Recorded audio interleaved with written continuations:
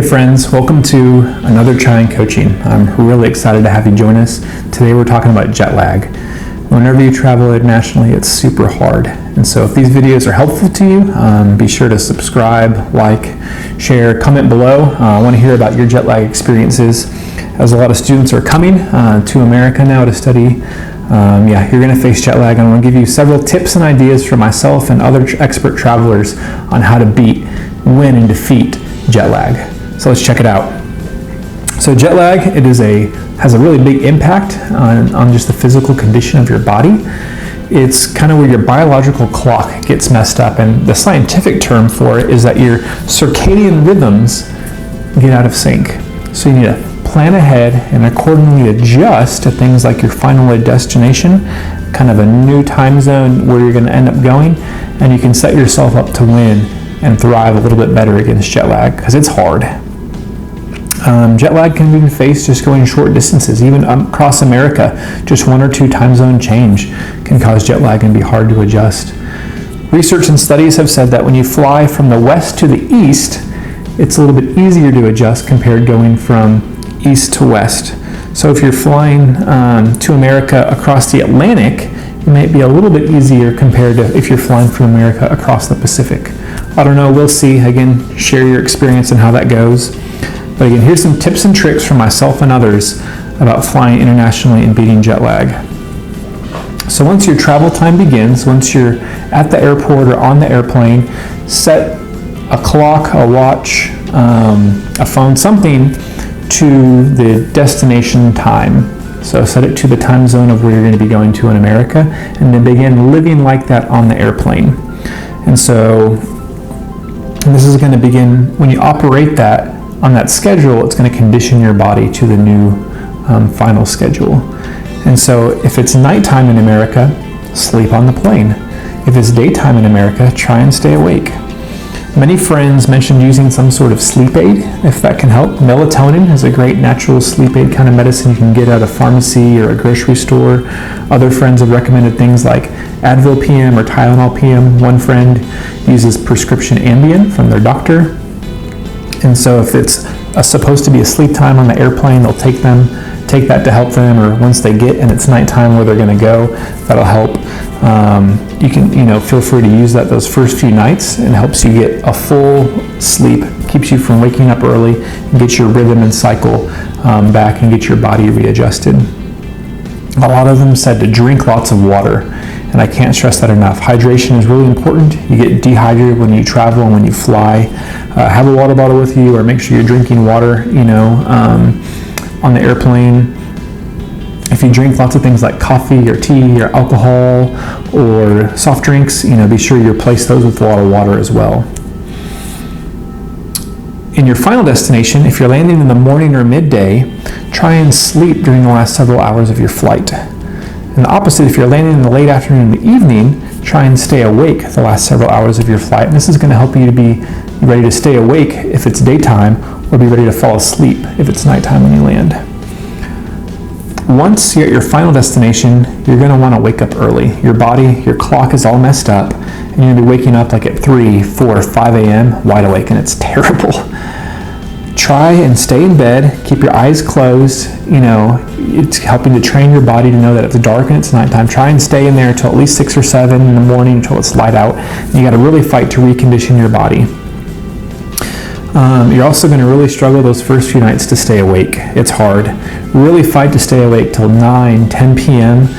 Don't give in to going to bed earlier than that, and you need to reprogram that biological clock. All right, important rule: don't nap, don't nap, don't nap. Again, everyone said naps are the killer, and that's what's really going to prolong jet lag and keep it going. And so make sure you have friends or roommates, someone keeping you accountable to keep you awake, especially in the afternoon. That 4 to 6 p.m. time is going to be the hardest. You're going to struggle, unless you're really desperate and you're like falling asleep in a store or a restaurant, you can take a little power nap, 30 minutes, 60 minutes max in the early afternoon, but no naps in the late afternoon. That's going to mess you up the rest of the night. So don't do naps if you can. Later in the afternoon, you have to really fight to be active. So go out, do things, go shopping, go explore, go walk around, go out to eat, visit friends, go to a new location. Don't stay inside, don't stay home, don't be on the computer, don't be watching TV, be active, and that's going to really help. A lot of people said getting outside is also really helpful, getting sunlight, getting vitamin D. So go for walks. Go for a walk around your neighborhood or your apartment complex. Go walk around the college campus. Go walk to some nearby stores. Go walk around and see what Walmart's like. Go walk around a park nearby, but get outside. You need sunlight on your skin. So make sure you're getting sunlight on your skin. That's going to help your body learn that it's daytime and adjust. Don't stay cramped up in your dark apartment during the daytime, because that's just going to make you want to go sleep and you're never going to get over jet lag.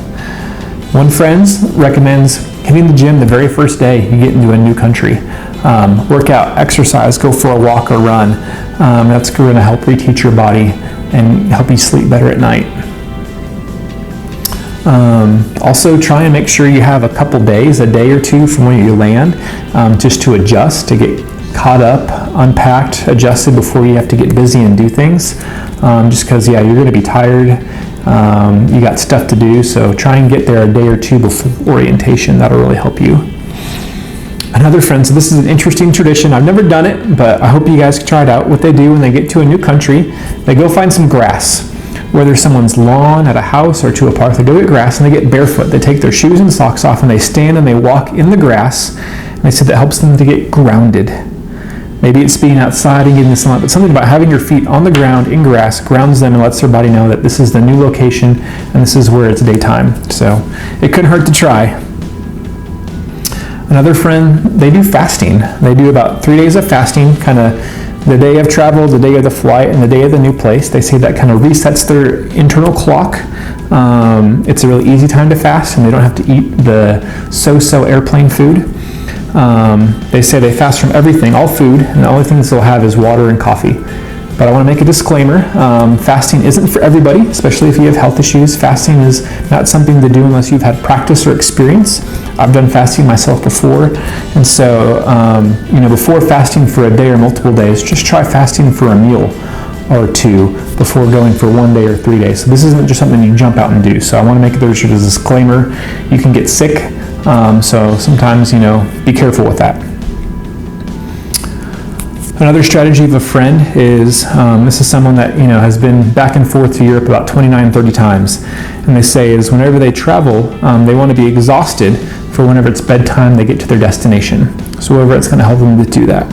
When flying to Europe, they say they only sleep for about half the flight, about 4 hours, because they land midday, so they want to be able to stay awake the rest of the day, and then they push to stay awake till about 9:30 or 10 o'clock at night, and then crash hard, taking sleep aid if they need it.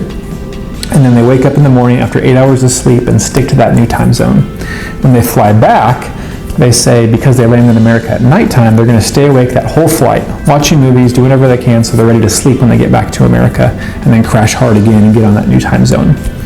It works pretty well, they say, and because of usually when they're going and coming, they're having to work, they're having to perform and produce. They've also got family and wives and obligations, that they want to be good husbands for, and so doing these tricks really helps with jet lag and have the energy you need to do the things you do whenever you get where you're going. Another big help for him is noise-canceling headphones. That makes a world of difference on long flights, being able to sleep and rest when it's the right time. Another friend said, if you're going to have to nap, don't nap, but if you need to do it in the early afternoon, not the late afternoon, keep it very short. Try and stay up till 9 or 10 o'clock at night. Again, they talk about setting the watch when you get on the plane and live as it's the new destination time. Use melatonin. They talk about not eating very heavy food because that can give motion sickness sometimes to people who are flying. They bring light snacks like nuts, crackers, fruits like oranges and apples, kind of help them to wake up, on the layover when they land, instead of using caffeine, because caffeine will kind of spike and crash, but fruit is kind of natural sugar and energy. They also want to kind of take advantage of a final good meal. They say leaving America, they always want Chick-fil-A and Dr. Pepper, and then leaving India, they always want paranthas and chai at the airport, but just, in moderation. But having a fun meal before you leave can help with jet lag, I guess. Another pro traveler says, again, setting the watch, living on that time. If they're going to land in the evening, trying to be awake, on the flight before they land so they can sleep and are tired when they land.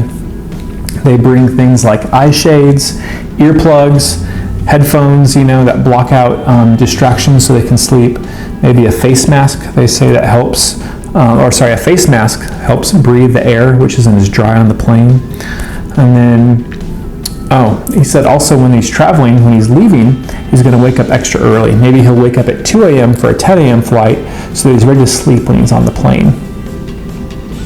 One last great suggestion from an expert in international travel, and kind of the way to trick your body is the way you eat your meals. What they say is 3 days before, they're going to have high protein breakfast and high protein lunch, but then a high carb dinner. So basically switching what you eat for dinner and switching what you eat for lunch, breakfast and dinner. So switching what you typically eat for those, so gets your body thinking differently.